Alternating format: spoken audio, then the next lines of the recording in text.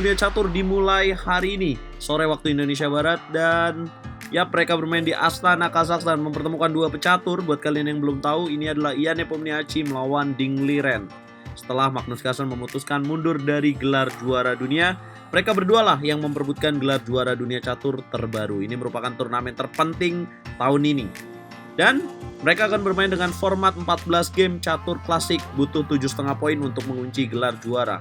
Langsung saja, memegang buah putih Ian Nepomniachtchi di game pertama memulai dengan langkah E4, dijawab Ding Liren dengan E5. Ini merupakan andalan masing-masing bagi pemain ya. Jadi kebanyakan Ian Nepomniachtchi bermain dengan langkah E4, Ding Liren meresponnya dengan langkah E5. Putih lanjutkan dengan kuda F3, hitam kuda C6, Ruy Lopez ditampilkan oleh Nepomniachtchi. Kemudian hitam merespon dengan A6, putih gajah 4, hitam kuda F6, putih rokade dan hitam gajah E7.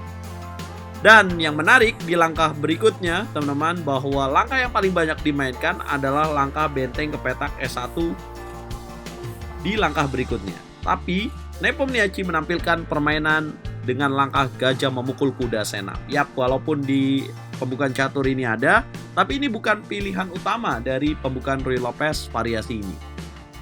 Yap, ini merupakan variasi Morphy defense. Ding Liren memainkan langkah pion D memukul gajah, putih benteng E1, hitam kuda D7 menjaga pion, putih membongkar langsung dengan langkah D4. Boom. Nah, langkah berikutnya yang ditampilkan oleh Nepomniachtchi menunjukkan bahwa dia ingin fight langsung, memegang buah putih di game pertama. Hitam merespon dengan pertukaran pion, menteri memukul pion mengancam pion di petak G7, hitam mengamankan raja sekaligus menjaga pion, putih gajah F4. Masalah dari hitam adalah pion double di petak C7 dan C6. Hitam merespon dengan kuda C5, coba menukar menteri. Nepomniachtchi menteri ke petak E3. Kemudian hitam gajah G4, putih merespon dengan kuda D4. Hitam menteri D7, putih kuda C3. Hitam benteng A ke petak D8, mengancam kuda di petak D4. Putih merespon dengan jalan kuda F5. Ding Liren menolak untuk makan kuda di petak F5 dan dia memilih kuda E6. Putih kuda memukul gajah, menteri memukul kuda, dan gajah G3. Yap, terjadi opposite color bishop atau gajah beda warna di langkah ke-16 ini. Dan tekanan pada putih adalah pada pion C7. Jadi dianggap secara struktur juga kurang bagus, putih memiliki keunggulan, teman-teman. Tapi Ding Liren memiliki langkah lain, gajah H5, putih F3, hitam F6, putih H3, hitam H6, putih raja H2, hitam gajah F7. Putih benteng A ke petak D1, hitam B6, putih A3, dengan tujuan mencegah menteri ke petak B4. Hitam mainkan langkah A5. Putih kuda E2, hitam benteng memukul benteng, benteng memukul benteng, dan benteng D8. Putih benteng D3, hitam C5, putih menteri D2, hitam C6. Coba menghilangkan pion lemah, tapi di langkah C6 inilah yang menarik dan momen krusial di game ini, teman-teman. Sobat Herald Chess, tahukah kalian apa yang harus dimainkan oleh putih di posisi ini 2 langkah ke depan? Yap, tepat sekali, pertukaran benteng, kuda harus memukul benteng, dan menteri F4. Boom, putih memiliki keunggulan yang besar. Nah, kemudian hitam melanjutkan dengan jalan B5, putih menteri B8. Tujuan dari menteri F4 adalah untuk infiltrasi menteri, mengancam pion lemah di petak B6. Dan kemudian memberikan tekanan lewat gajah ke petak C7. Nah, itulah kenapa Ding merespon dengan B5. Ian Nepomniachtchi menekan dengan menteri B8, raja harus menghindar ke petak A7. Dan disinilah momen krusial kembali.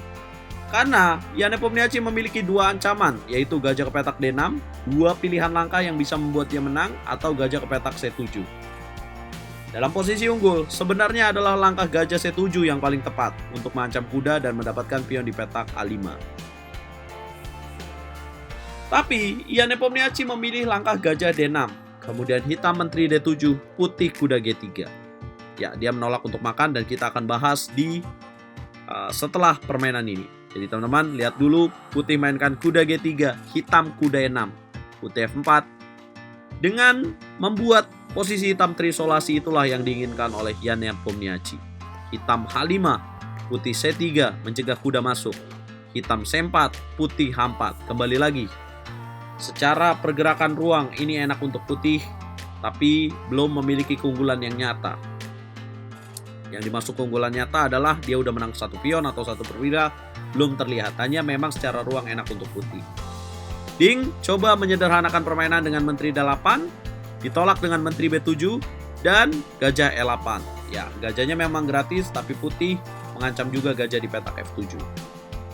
Dia mainkan gajah E8, putih kuda F5, hitam menteri D7, menutup ancaman dari menteri terhadap pion G7. Putih menteri B8, hitam menteri D8, putih menteri memukul menteri karena ini paksaan, kuda memukul menteri, dan kuda D4. Endgame di langkah ke-38, hitam kuda B7, putih E5, hitam raja G8, putih raja G3, hitam gajah D7, putih gajah C7, hitam kuda C5. Putih gajah memukul pion A5, dingliren raja F7. Putih gajah B4, hitam kuda D3, putih E6, boom, gajah memukul, kuda mendapatkan pion C6, hitam gajah D7, putih kuda D4. Ya, nggak boleh langsung makan ya pion di petak B2, karena ada jawaban kuda D8, skak, dan dapat gajah. Ya, kuda D8 harus raja ke petak E8, karena gajah sudah mencegah petak E7. Raja D7, kuda D4, kuda memukul pion, raja F3, kuda D3, G3, kuda C1, raja E3, remis di langkah ke-49. Nah, kenapa sih putih tidak menaikkan raja ke petak E4? Apa yang terjadi sebenarnya? Karena tujuannya nih bagus banget ya, raja D5, raja D6, dan mengancam pion di petak B5. Tapi hitam memiliki jawaban, yaitu jalan F5. Boom. Kalau raja D5, pion jatuh dan membuat hitam unggul. Kalau kuda memukul pion, maka kuda F2 skak, raja F3, gajah memukul kuda, raja memukul kuda, dan permainan akan remis juga ujungnya. Dengan posisi seperti ini, gajah beda warna. Nah, keunggulan yang bisa diraih oleh Ian Nepomniachtchi sebenarnya adalah pada saat momen gajah ke petak D6. Jadi ini yang sangat krusial. Harusnya dia bisa memainkan langkah gajah C7. Kita akan lihat apa bedanya. Apabila gajah C7, kemudian hitam kuda D6 akan mengambil pion di petak A5. Nah, apabila menteri D7, maka dapat dimainkan dengan kuda ke petak F4. Kuda memukul kuda, kemudian menteri memukul kuda.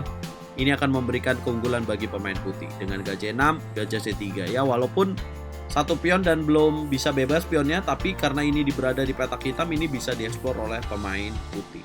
Dan ini juga ada double pop. Itulah yang terjadi di babak pertama dari perebutan gelar juara dunia catur. Deadlock akhirnya. Ini sajian partai yang sangat menarik, berlangsung selama 5 jam. Ini jarang terjadi karena biasanya babak pertama berakhir dengan cepat. Apa komentar kalian, dan kalian dukung siapa nih teman-teman? Jangan lupa like, share, dan subscribe. Jangan lupa nonton pertandingan babak kedua sore jam 14 waktu Indonesia Barat hanya di YouTube RL Chess, dan juga bisa nonton di Chesscom Indonesia. Nanti RL Chess akan live karena RL Chess nggak live di Chesscom Indonesia. Jangan lupa ikutin sosial mediaku, Instagram Rodok26 dan TikTok RL_Chess. Siapa jagoan kalian guys? Coba komen.